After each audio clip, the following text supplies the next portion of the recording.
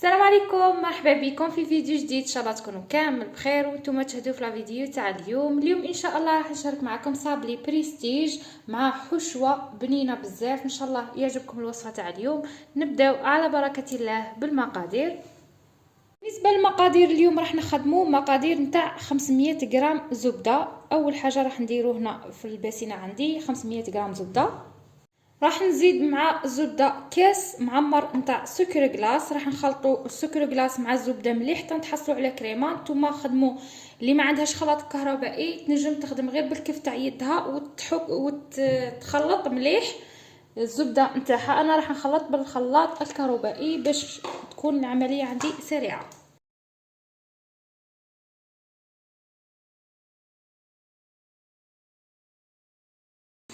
هنا بعد ما خلطنا السكر والزبده مليح خلطناهم غايه. نتوما تاني كي تخلطوا بالكف تاع اليد تخلطوهم مليح حتى يذوب عندكم السكر تحصلوا على كريمه. دروك راح نزيد هنا نص كاس نتاع زيت. اللي ما تبغيش الزيت في الكاطو تنجم ما ديرهش، مي الزيت راح يعطيكم كميه كبيره بالنسبه اللي راح يديروا الوصفه للاعراس.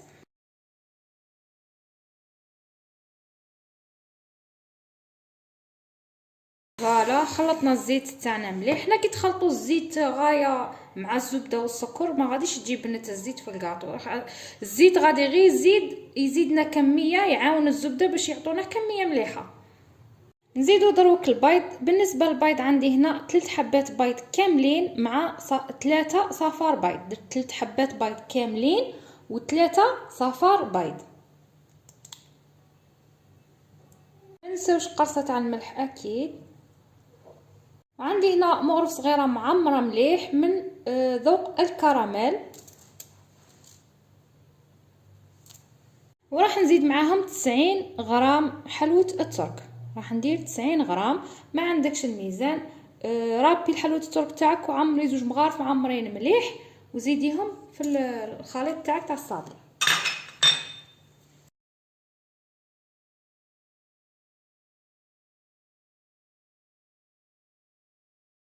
حلوه الترك هي نفسها حلوه الشاميه.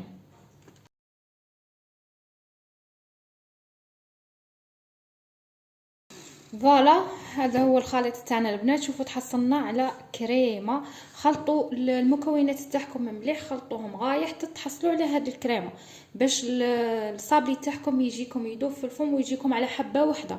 هذا اكثر صابلي نستعمله في المناسبات، يجي بنين ويجي يذوب في الفم، ما فيه لا كاكاو لا والو. ما تخافوا لا من كاكاو اللي ينشف لكم العجين. خلطوه مليح، تبعوا الخطوات كما راني ندير راح يعطيكم نتيجه جميله بنين بزاف هذا الصابلي ويذوب في الفم.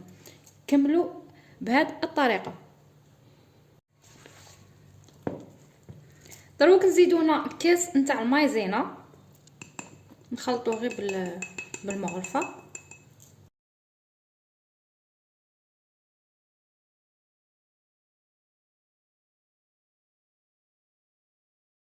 بالنسبه لخميره الحلويات راح نديرو نص باكي، ما راحش نديرو العلبه كامله، راح نديرو غير نصها.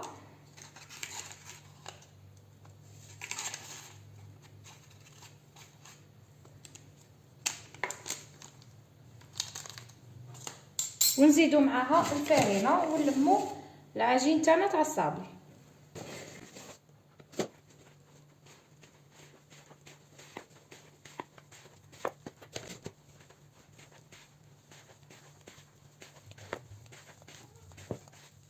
هذه هي العجينه تاع الصابلي تاعنا بعد ما لميناها. شوفوا خلوها طريه الصابلي تاعنا، المهم ما تكونش تتلصق. لموا العجينه تاعكم بالفارينه غير بشويه بالتدريج. حطوا الفارينه تاعكم حتى تحصلوا على هذه العجينه. الكميه راهي كبيره ما شاء الله. نبداو نطبعوا الصابلي تاعنا، نحلوه بالحلال ونطبعوه.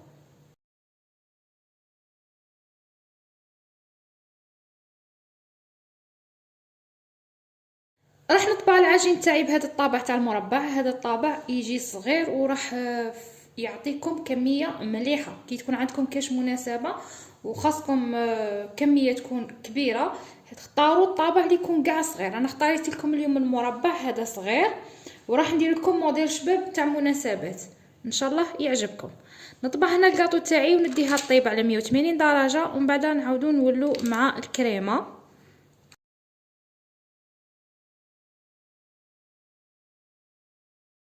نمرو هنا الكريمه اللي غادي نخدموها. عندنا 250 غرام نتاع الزبده، انا درت زبده الاوبلين، نتوما تنجموا ديروا الزبده عادي.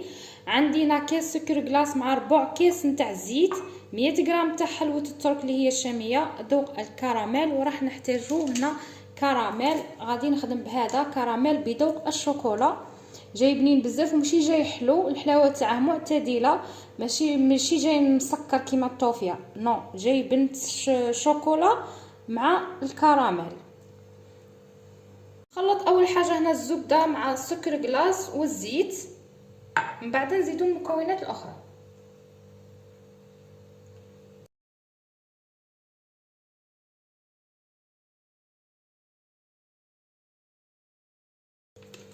دروك نزيد عطر الكراميل مع حلوه الترك.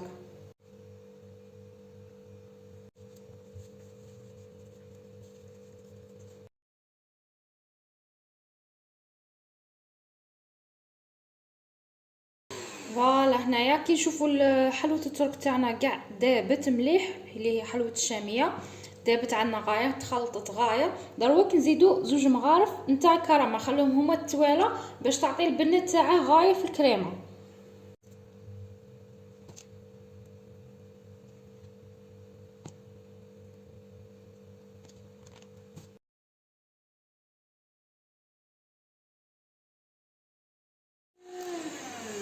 فوالا الكريمه تاعنا راها واجده، شوفوا القوام تاعها تجي رائعه. هاد الكريمه تجي بنتها بنينه بنينه بزاف، جربوها ما راحش تندموا عليها، سورتو بالمكون اللي زدتها لها هذاك تاع الكراميل بذوق الشوكولا، جا عطاها بنه تهبل. هنا غير كملنا الكريمه، نعمروها في بوج طاب باش تسهل عنا العمليه، ونجيبو الصابي تاعنا هنا لازم يكون بارد، ونديرو الكريمه. اول حاجه نحط هنا كريمه كميه قليله بهذا الشكل، بهذا الشكل. من بعد نزيدو نديرو هذاك الجدار. دروك نزيدو نديرو الكراميل هذه اللي بذوق الشوكولا اللي درناها في الكريمه من البدايه. فوالا ما نكتروش بزاف، غير للبنه. دروك نزيد هنا، غادي نزيد راح نزيد هنا كميه من الجوز، قطعتها غير بالسكين، قطعتها رقيق. انا هنا غادي نزيد الجوز، نتوما تنجموا ما ديروش باسكو انا غادي نديره لانه هذا الكاطو راح نديرها للمناسبه للعرس يعني راح اللي ما تبغيش دير ماشي متوفر عندها الجوز ما ديرهش، ماشي مشكل. فوالا ونقفلو الحبه تاعنا بهذا الشكل.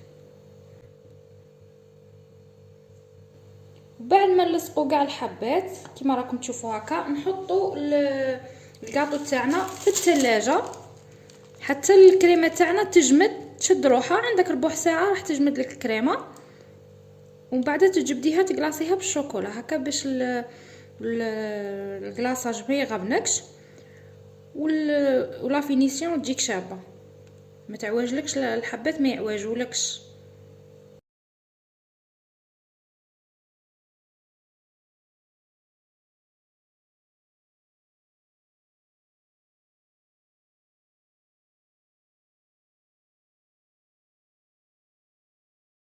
هنا بعد ما الكاطو تاعنا الكريمه شدت روحها في الثلاجه، دروك دوبت دادا فيجيكا بذوق الحليب، زدت لها زوج مغارف كبار تاع الزيت، ودروك نقلاصو الحبات تاعنا تاع الكاطو.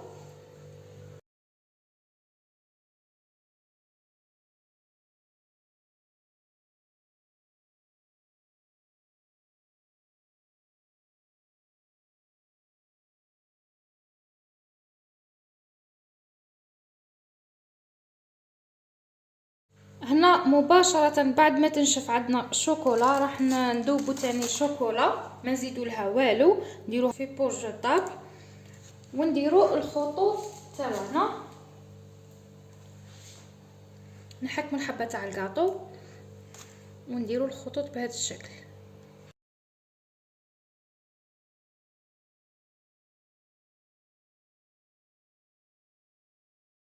بالنسبه للتزيين راح نخدموا ورود من عجينه السكر، راح نزينوا بها الكاطو تاعنا. عجينه السكر خدمت بهذه النوعيه، والملون لونت بهذا الملون، نجمو ديروا له كابتشور بني شوكولا.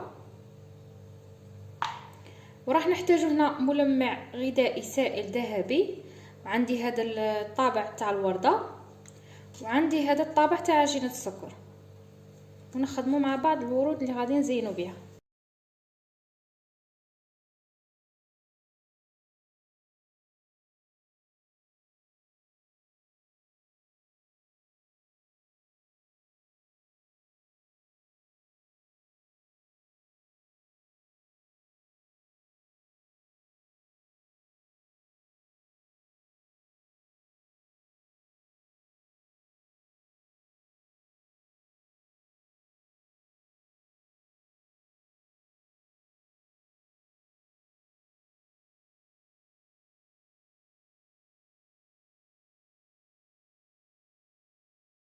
هذا هو الشكل النهائي نتاع الكاطو تاعنا تاع نهار اليوم. شوفوا الشكل تاعها جا رائع، يجي يهبل، جا بزاف شباب. نتمنى يعجبكم وتطبقوه. شوفوا الشكل تاعها عن قرب، تجي بزاف شابه. بالنسبه للكميه اللي خرجت لنا، درت لنا الكميه اللي شاركتها معكم، دارت لي 72 حبه. بالنسبه للكريمه تاني عمرت لي 72 حبه، ما اضطريتش اني ندير واحده اخرى غير هذيك الكميه، وكملت لنا كاع الكاطو. راح نحل لكم هنا حبه تشوفوها من الداخل وتشوفوا القوام تاعها، والهشه تاع الصاولي جاي يدوب في الفم، والبنه ما نحكي لكمش، تجربوها راح تستمتعوا بالبنه تاعها.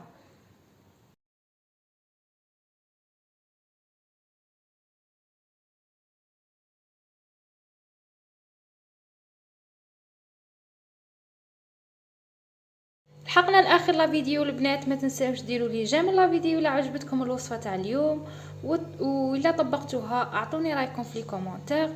وما بقى لي نقولكم الى اللقاء مع وصفه اخرى ان شاء الله. دمتم برعايه الله وحفظه، والسلام عليكم ورحمه الله وبركاته.